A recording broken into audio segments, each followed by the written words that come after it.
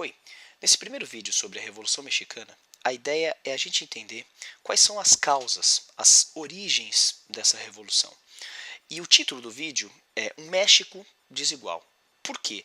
A grande justificativa para a Revolução Mexicana está na imensa desigualdade social que nós temos ali no México. Vamos entender melhor. Então, as origens da Revolução Mexicana nos remetem, primeiro, a uma enorme dependência do capital externo.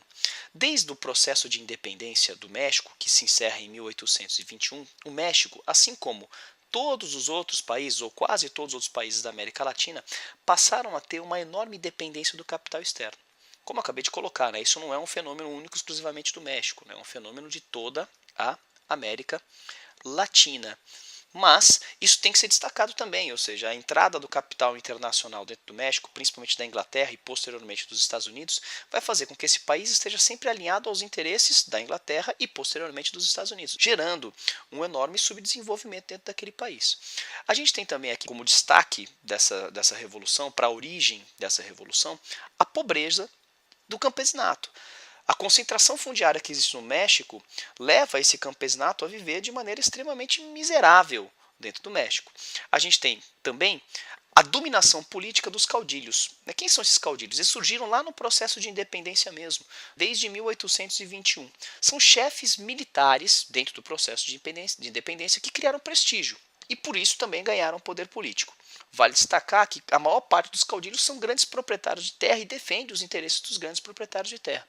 Eles vão criar uma rede de apoio entre eles e também baseada na obediência, o que vai gerar uma concentração da renda, uma concentração do poder, uma concentração da terra nas mãos desses caudilhos. A gente tem um fenômeno semelhante a esse no Brasil que nós vamos chamar de coronelismo durante a República Velha. No México nós temos essa dominação dos caudilhos, é o caudilismo que nós temos ali, ok? A gente vai ter também a questão da exploração do trabalho. Como quase em todos os países subdesenvolvidos e com concentração de terra, há uma enorme exploração do trabalho e, portanto, uma concentração de riqueza, o que gera uma série de insatisfações também. O México é um país miserável, o México é um país que tem uma quantidade bastante grande de analfabetos, ok? E que passa por um processo severo de marginalização.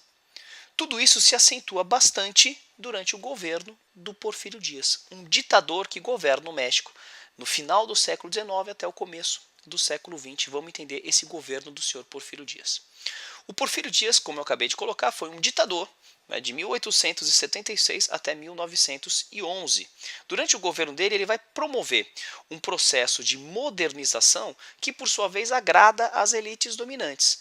Que eu estou dizendo que essas elites dominantes quem são? São os grandes proprietários de terra, uma nova burguesia que está nascendo, então ele vai governar para esses setores da sociedade. A burguesia, setores urbanos que nascem junto com essa modernização e os antigos proprietários de terra. Vale destacar, inclusive, que o Porfírio Dias, no seu governo, vai promover algo bastante interessante, que vai ser uma reforma agrária.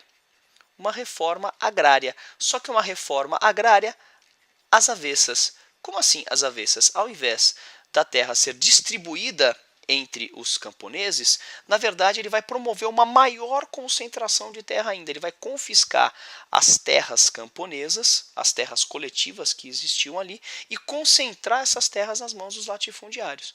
A ideia é promover um êxodo rural para fortalecer a modernização que está acontecendo dentro das cidades e, ao mesmo tempo, agradar as elites agrárias do México, o que vai, evidentemente, intensificar de maneira bastante intensa os problemas sociais e os questionamentos sociais ali também, certo?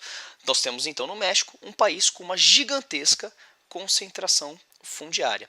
Pois bem, dentro desse governo do Porfírio Dias, nós vamos ter aí as suas oposições. Quem vai fazer oposição ao Porfírio Dias? Primeiro, esse indivíduo aqui, chamado de Francisco Madero. No próximo vídeo nós vamos falar melhor sobre ele. Nós vamos ter a oposição também desse outro indivíduo chamado Pancho Villa, também vamos falar bastante sobre ele no próximo vídeo, e do Emiliano Zapata, três indivíduos que vão se opor ao porfiriato, a esse governo do Porfírio Dias.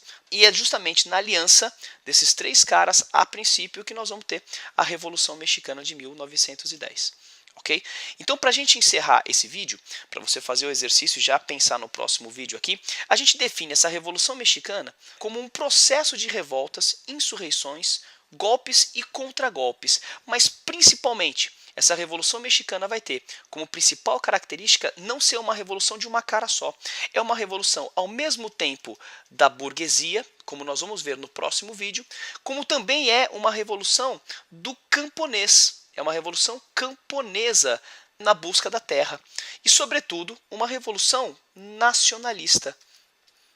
Então, é uma revolução que tem várias caras, não tem uma cara só. Então, a gente vai entender essa revolução direitinho no próximo vídeo, ok?